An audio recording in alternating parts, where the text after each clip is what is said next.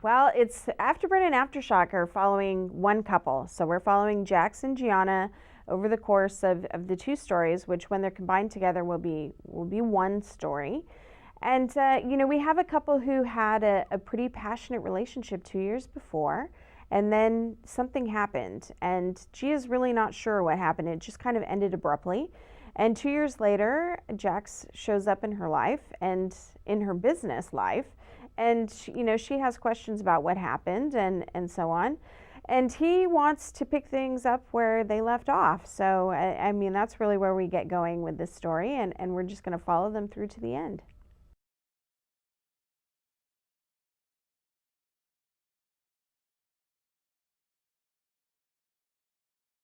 Well, that man has got no place to hide now that Gianna's got his scent.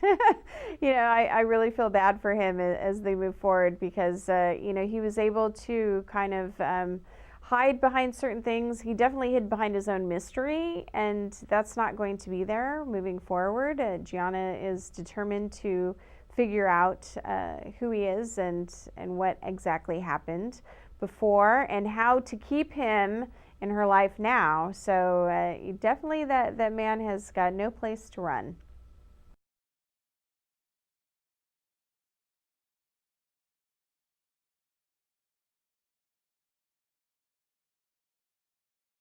The flawed male.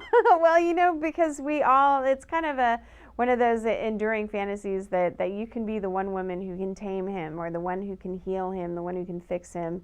And of course, when you have a man who, every woman wants, and he could have any woman that he wanted, to be the only one for him is actually heady stuff. So, it's something that kind of taps into a female fantasy that we all have.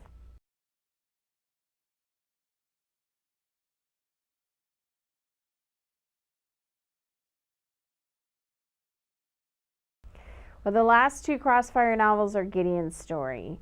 The first two and a half novels, to about the midway point of Entwined with You, is really Ava's story. And, we finally come full circle with her. She deals with all of the things that, were issues, outstanding issues in her life. She finally opened up to her father about her past. Nathan has been dealt with. She's confronted her mother in a firm way for the first time.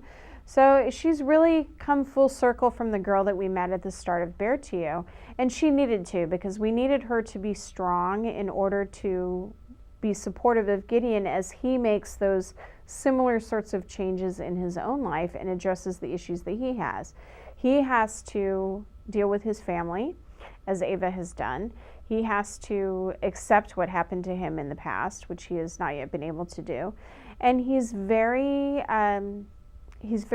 possessive of Ava, sometimes in an unhealthy way, because he's become dependent on her for his happiness. And while to a certain extent that's a lovely thing and is very romantic, on the other hand, it can also be unhealthy.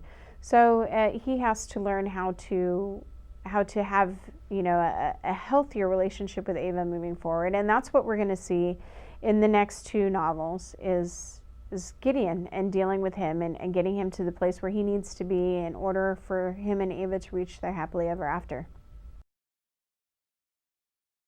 Well, okay, so we had Afterburn that came out yesterday, and then in October we have Spellbound, and that is something a little bit different than readers are used to reading from me. It is my only BDSM story, and Max and Victoria, actually I started writing about them back in 2007, and then I wrote a continuation to their story in 2008. And then I've just completed, a third part to their story. So readers who have been following Max and Victoria from the past will have the opportunity to read a new installment of their story.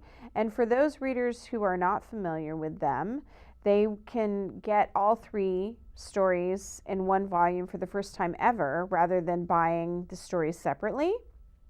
So again, that's Spellbound, and that comes out in October. And then in November, we have Aftershock, which is the second part of Afterburn. It continues Max and Gianna's story. So we get to see how things progress after the way they ended in Afterburn. And then, of course, we have Captivated by You, which is Crossfire number 4. And yeah, we're looking forward to getting that out, hopefully before the end of the year.